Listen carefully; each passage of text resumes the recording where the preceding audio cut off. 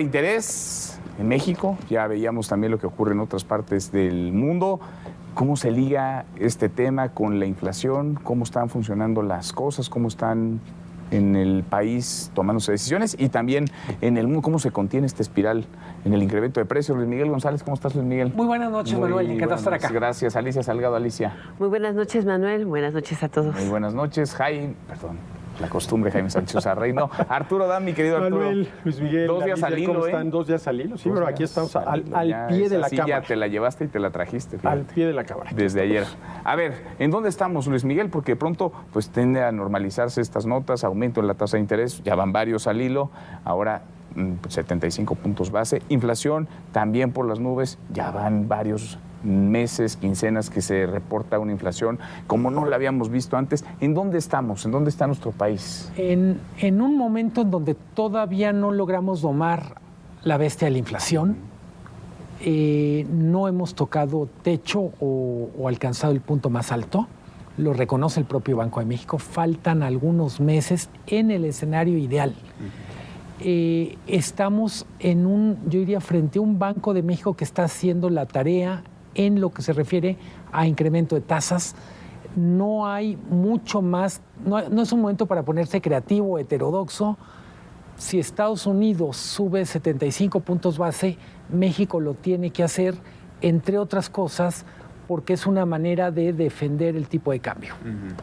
Alicia, la situación pues no pinta fácil, ya están los pronósticos de crecimiento pues al alza en nuestro país, pero pues ahí sigue la inflación y ahí sigue también la tasa de interés. Sí, fíjate que yo destacaría 2 cosas. Una, que Luis Miguel tuvo razón respecto de las últimas reuniones que tuvimos aquí con los pronósticos, los pronósticos, porque él decía que era muy probable que la inflación terminara en torno al 8.5, una cosa así. Yo me quedé abajo del 8, ¿no? 7 y cacho. Vamos en 8.15, ¿no? No, fíjate que lo más importante del boletín o del comunicado de hoy de Banco de México, desde mi perspectiva, es la forma en que reconoce y acomoda el crecimiento al alza en las expectativas de inflación. O sea, la gente no se está, ya ahora sí, el cierre de este año tuvo un incremento del 0.6 puntos porcentuales en la expectativa de cierre respecto a la reunión de junio, ¿no? Que fue 20 y tantos de junio. Eso te da cuenta del enorme deterioro en la credibilidad de que la inflación va a bajar. Cuando eso se deteriora es un problema. Ahora, esto también hizo que se replantearan todas las expectativas del 2023 y del 2024. Entonces, estás viendo el regreso probable a niveles de 3.5%, que sería el objetivo de estabilidad de precios, hasta finales del 2023 o primer trimestre del 2024. Este deterioro se prolonga largo y además en un contexto donde no tienes claro el impacto de la propia inflación o de la política monetaria más restrictiva en los Estados Unidos sobre su propia economía, pues hace que el escenario hacia adelante oeste se haya deteriorado de una manera considerable, solo en un mes. Y ahí el 42% de la inflación que acumuló México en ese solo mes fue inflación de alimentos. Mira, pues pega más duro, ¿no? Pega en lo más elemental, lo más básico. Mira, Manuel, yo quisiera comenzar por preguntar por la eficacia de la política monetaria del Banco de México para lograr la meta de inflación, que es 3% más o menos un punto porcentual del margen de error. Sí. La máxima inflación aceptable sería 4%, andamos en 8.15%, más del doble. Sí. A ver, con el actual esquema de metas de inflación, la herramienta con la que cuenta el Banco de México para contener las presiones inflacionarias es la tasa interbancaria, ¿sí? La tasa de interés interbancaria, y la receta es: si la inflación empieza a repuntar y en el momento en el cual rebase la máxima inflación permitida, tú deberías de empezar a aumentar la tasa. ¿Cuál es la lógica ilógica que hay detrás de esto? A ver, la tasa de la que estamos hablando es la tasa que le cobre el Banco de México a los bancos comerciales cuando le piden dinero. Esa es la tasa de interés interbancaria. Entonces, ¿cuál es la lógica detrás? A ver, yo, Banco de México, aumento la tasa que le cobra a los bancos comerciales, obligando a los bancos comerciales a aumentar su tasa de interés, y esto puede hacer atractivo el ahorro. La gente aprovecha mayores tasas de interés, ahorra más, consume menos y tratas de contener las presiones inflacionarias. Ahora, esa es la lógica. ¿Qué es lo ilógico? Primero que nada, la tasa que le está cobrando el Banco de México a los bancos comerciales es una tasa activa, es la que les está cobrando. Entonces, la tasa que van a aumentar los bancos comerciales es la que le cobran a quienes la van a pedir dinero prestado, no necesariamente, ¿sí?, a quienes le van a prestar dinero al banco. Y ahora, vamos a suponer que también aumenta la tasa que los bancos comerciales le pagan a los ahorradores. Y los ahorradores dicen, no, pues mira, ahora es más atractivo ahorrar, aumentó la tasa, vamos a ahorrar, dejamos de consumir. Eso no es cierto. Ahora, ¿qué pasa? Que el banco recibe ese dinero. Tú, Manuel, me prestaste a mí dinero aprovechando la mayor tasa de interés, tú dejas de gastar. Pero yo, banco, ¿qué tengo que hacer con ese dinero? Prestárselo a alguien, porque ese es mi negocio. Entonces, lo que tú dejas de consumir, yo, banco, le presto ese dinero a alguien que lo va a destinar a la compra de algunos bienes y servicios. Y entonces, la demanda agregada, que es la demanda de todos, tiene una recomposición. Tú, Manuel, gastas menos, ¿sí? Tú, Luis Miguel, gastas más, y la demanda global no se afecta. Y por eso vemos que es muy poco eficaz. Fíjate, nada más un dato. En junio de 2021, ¿sí?, empezó a aumentar la tasa, ¿sí?, de 4 a la 8.5 que tenemos ahorita. Y en ese mismo lapso, la inflación pasó de 5.81 a 8.15. Ahora, la pregunta es, la medicina es la correcta, pero ha fallado la dosis y se tendría que haber aumentado más la tasa de interés, o realmente lo que pasa pues es que aquí la tasa de interés no es la herramienta adecuada para contener las presiones inflacionarias. A ver, Luis Miguel. Creo que es espléndida la explicación que hace Arturo y nos pone en una pregunta que llevamos haciéndonos desde que empezaron las alzas de tasas este año, es ¿qué más se tendría que hacer? Al Banco de México no le alcanzan las dos manos, los dos pies y la cabeza para contener. Sí. Es política fiscal, entiendo por política fiscal, impuestos y gasto público. ¿Están bien coordinados o no? Tengo la impresión que así como Arturo dice, hay que evaluar política monetaria, la eficacia, habría que tener una buena evaluación del PASIC. Y por una buena evaluación me refiero no a una conferencia mañanera, sino mucho más en detalle. Lo que parece que queda claro de las 16 medidas del PASIC, claramente el no cobro del impuesto a la gasolina sí funciona. Es muy, muy caro, pero sí funciona. Las otras 15 medidas, francamente, no están siendo bien evaluadas. ¿No están dando resultado? Yo creo que no dan resultado, pero no hay una evaluación detallada. Alicia, ¿cómo lo ves tú? Yo no estoy completamente de acuerdo con el planteamiento realizado porque realmente uno de los problemas que tiene el sistema mexicano, nuestra economía en general, es la relativamente baja profundidad del sistema. O sea, sí tenemos cada vez más un crecimiento hacia el segmento no bancarizado, pero sigue siendo muy alto y ese segmento se mueve con efectivo. Y normalmente un banco como Estados Unidos o los bancos europeos pues pueden alzar la tasa y le pegan hasta más abajo. Mucha gente se mueve con crédito.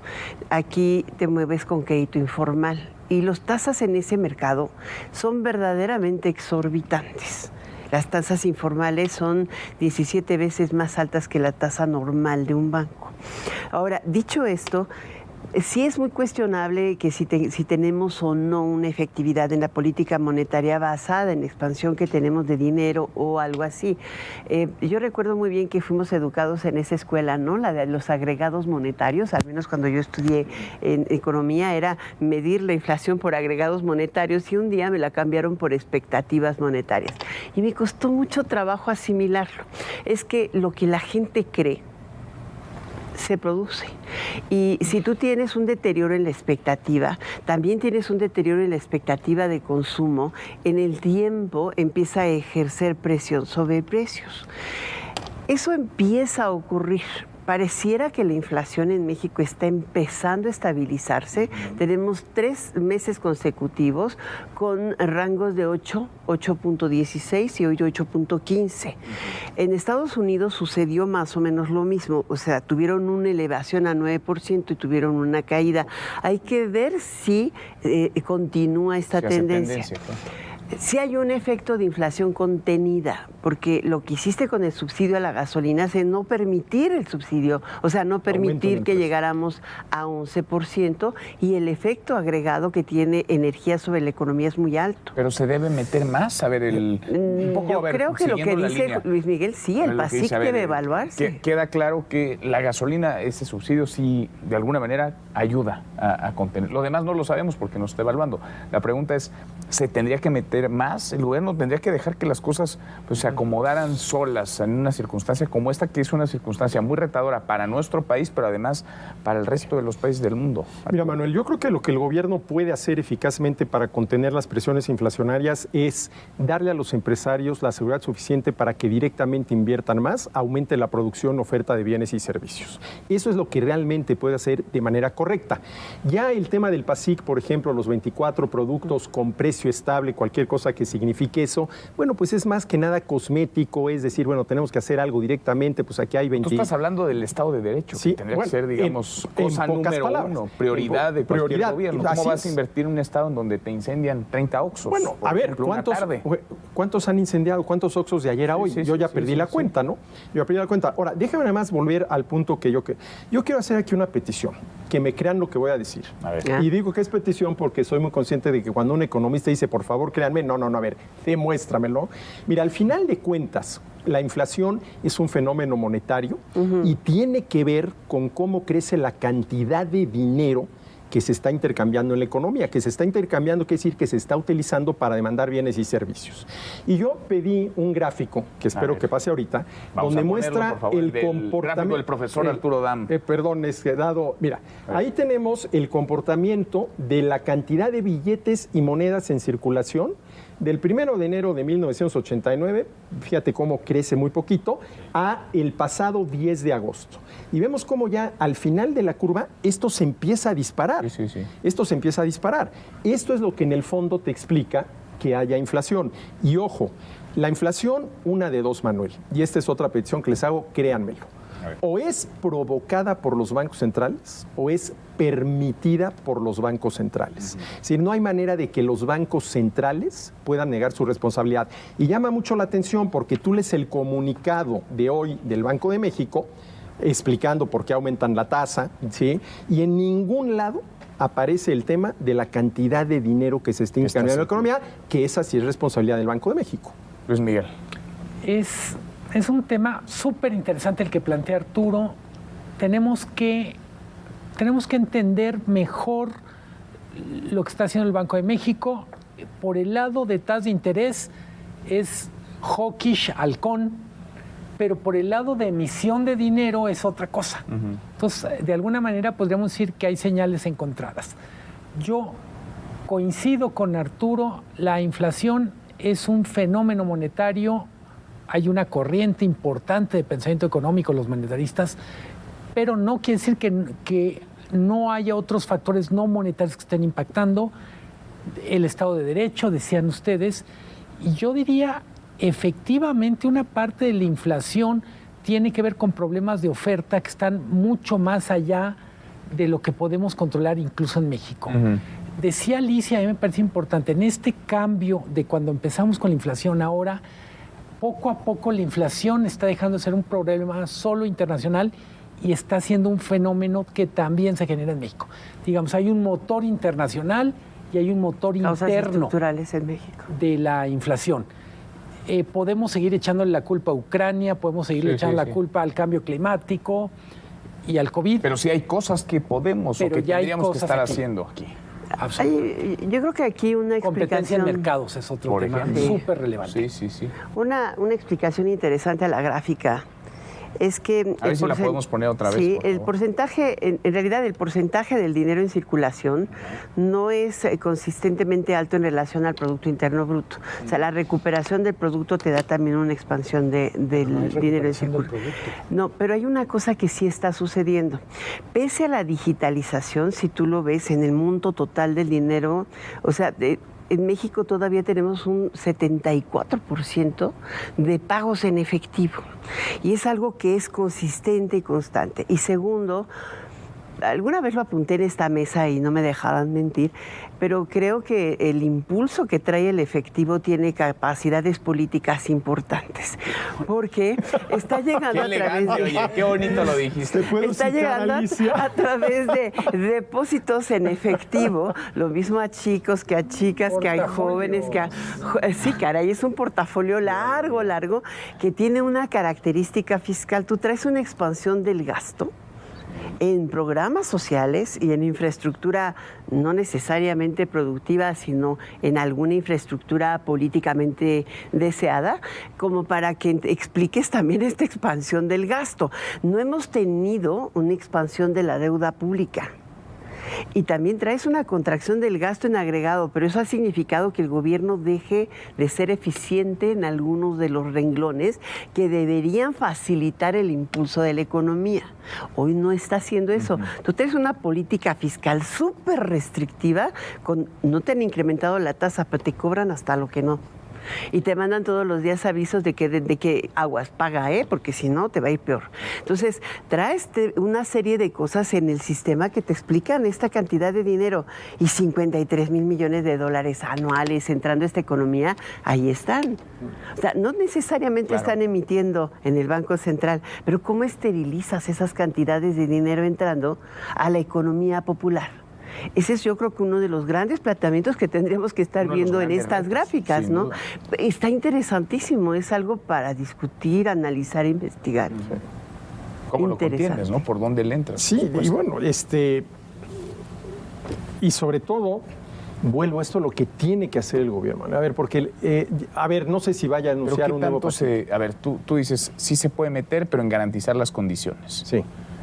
No vaya a fijar precios, mejor que no tenga esa tentación. Creo que se puede hacer más en apoyo focalizado al consumo de los grupos más vulnerables. Cuando vemos el tamaño del subsidio a la gasolina comparado con apoyos agroalimentarios, es más o menos 10 ¿Estás hablando de apoyos a pequeños productores, por ejemplo? Y a consumidores también. Muy vulnerables, ¿Subsidios, a lo mejor? No generalizados. O sea, creo que hay elementos para poder hacer apoyos a grupos vulnerables sin tener que beneficiar a Manuel López San Martín con un subsidio a la tortilla o al atún. Ahora, se supone que eso es lo que hace precisamente la Cuarta Transformación, ¿no? Porque se además supone da los apoyos a los grupos más vulnerables, pero bueno, pues habrá que ver si realmente son los más vulnerables o los más proclives a votar a favor de la Cuarta Transformación cuando vengan las elecciones, ¿no? Qué directo. Pues digo, no, si esos apoyos no son los que precisamente tienen esa cantidad de dinero circulando en el país, ¿no? Así es. Además, cada vez que tienes elecciones, hasta internas, pues... Pero nomás una aclaración. Lo que tenemos ahorita son apoyos que tienen que ver con un diseño de políticas públicas o de políticas secas, apoyos a tercera edad, apoyos a jóvenes. Pero yo me refiero, no ha habido, y esa es una de las evaluaciones que hacía la propia CEPAL, no ha habido política social desde la pandemia para grupos que quedaron en situación muy vulnerable como consecuencia de la pandemia. Esa es una de las críticas que se hace a la política social en México. Fíjate que ha crecido mucho, por ejemplo, la expansión de comedores comunitarios sociales, no solamente los apoyados del sector privado, sino sociales. Tú haces una investigación en la Ciudad de México y te impacta la cantidad que ha crecido de personas que están yendo a buscar subsidio para comer. Eso quiere decir que hay alguna clase, hay algo que no está funcionando en la política social, como para que esos grupos vulnerables, además de empleos, desempleos que no se cuentan, porque están en la calle, aunque cuentan al lavabotas o al que limpia un parabrisas, y esto no es empleo. Esto nos dejó la secuela de COVID, un importante desempleo abierto e informal. Pero vuelvo a lo mismo, o sea, cuando tú cuestionas al Banco de México, Yo creo que hizo su tarea, está haciendo su tarea, pero él no puede actuar directamente para trabajar fiscalmente con los grupos vulnerables y mucho menos para facilitar la competencia de la economía. Bueno, eso es la Secretaría del Bienestar. El Banco de México, eso sí, totalmente sale de su... Queda ahí y hay muchas distorsiones que te explican. Del cual hemos hablado y seguiremos hablando un montón. Arturo, gracias. Gracias, Manuel. Alicia. Muchas gracias. Luis Miguel, hasta Miguel, mañana. gracias. Qué buen tema.